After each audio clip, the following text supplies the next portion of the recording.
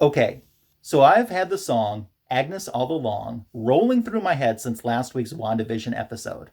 I even found someone on YouTube who had the song loop for 30 continuous minutes, and I breezed through that video like it was nothing. I only say this to say, it left me with little time to come up with a very corny joke or pun to start out this video with. What do you call a group of people who are supposed to testify at the Salem witch trials? Witchnesses.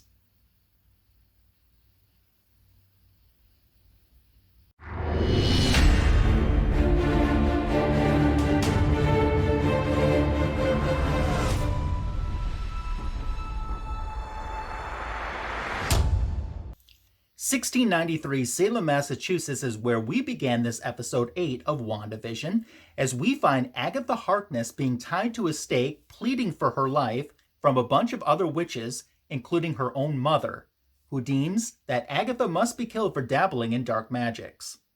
Unfortunately, this doesn't work out all too well for the Council, as Agatha ends up absorbing all of their powers, leaving them as corpses. She snatches her mother's brooch off of her, and she's gone.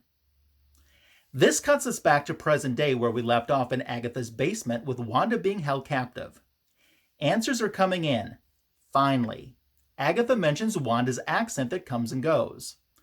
The fake Pietro, aka Pietro, is a person Agatha found and controlled. The mention of her Pietro from Avengers Ultron remains dead with bullets through his body. So this leads us into the meat of the story. A flashback, a la This Is Your Life, as Agatha tries to learn Wanda's secrets of her magic. First stop is her childhood in Sokovia. Her dad comes home with the American sitcom DVDs he didn't sell, and the family will watch one to help improve and learn their English. What I don't get is her mother notices the huge war happening outside literally their window and says or does nothing to the family about it. That could have saved their lives. The end result is a Stark missile landing in their living room, killing their parents while they were watching an episode of The Dick Van Dyke Show. The red blinking light on the missile is like the light on the toaster from episode 1. Agatha believes Wanda and Pietro survived for 2 days in front of that bomb that never went off is probably due to Wanda's first use of a hex. We cut now to Hydra and an older Wanda. She's brought in a room where a gem breaks free from the scepter, cracks open to reveal itself to be the yellow Mind Stone. The Hydra agents observing her are shocked as how she was able to do this. They had expected her to die. So the Mind Stone expands with its yellow light washing over Wanda, and we see a silhouette. It's definitely Scarlet Witch from the comic books with the headdress and the cloak. Later, Wanda back in her cell is watching a Brady Bunch rerun, and we learn that Wanda and Pietro survived not because of luck, but by her willpower. And while Hydra experimented on her and her brother, it was the Mind Stone reacting to Wanda, amplifying her innate power times infinity. Next stop is a previously unseen moment that takes place somewhere between Age of Ultron movie and Captain America Civil War, where Wanda is watching Malcolm in the Middle and asks Vision to join her. Incidentally, if you look around her room, you can see other TV DVDs that her father had in that suitcase laying around her.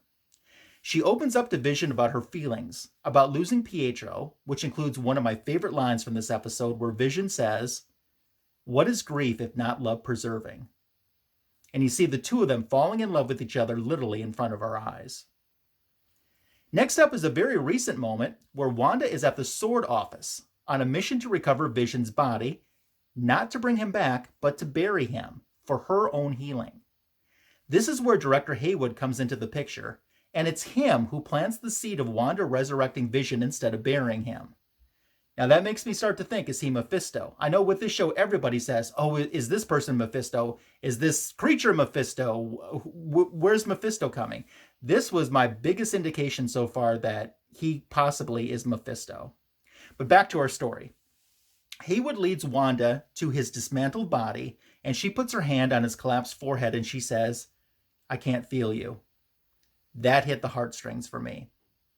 So she leaves, headed to Westview, without Vision's body. Now see, we had previously been led to believe that she left with Vision's body by director Haywood.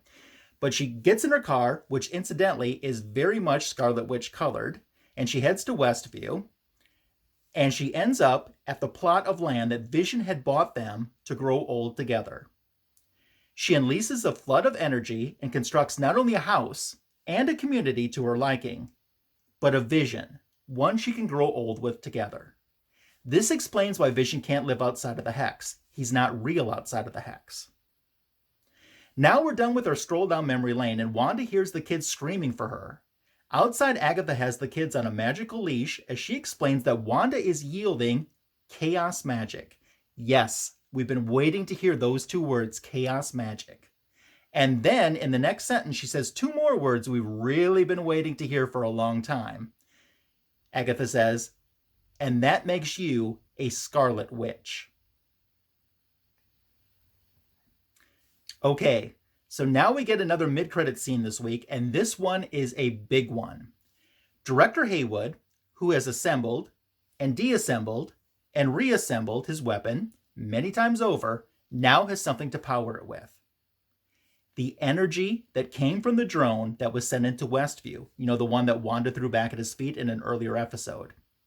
He uses that to power his weapon, and alas, we have Vision.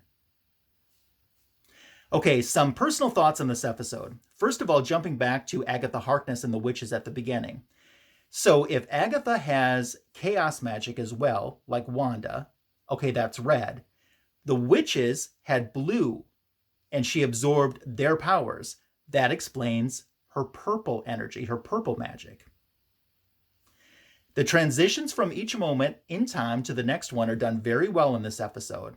It's also our longest episode, just under 45 minutes. Of course, a good chunk of that is credits as well, but it still leaves me wondering and wanting more. I wonder what's going to happen, and I want to see what's going to happen.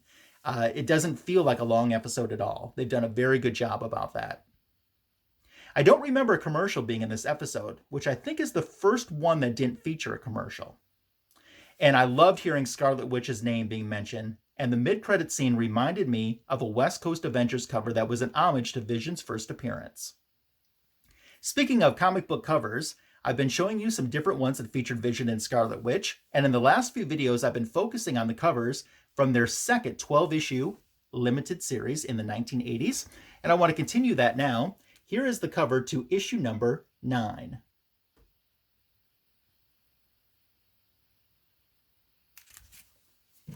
And issue number 10.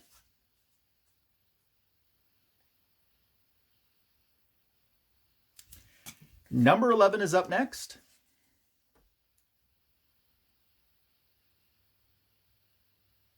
And then they finally closed out the limited series with issue number 12.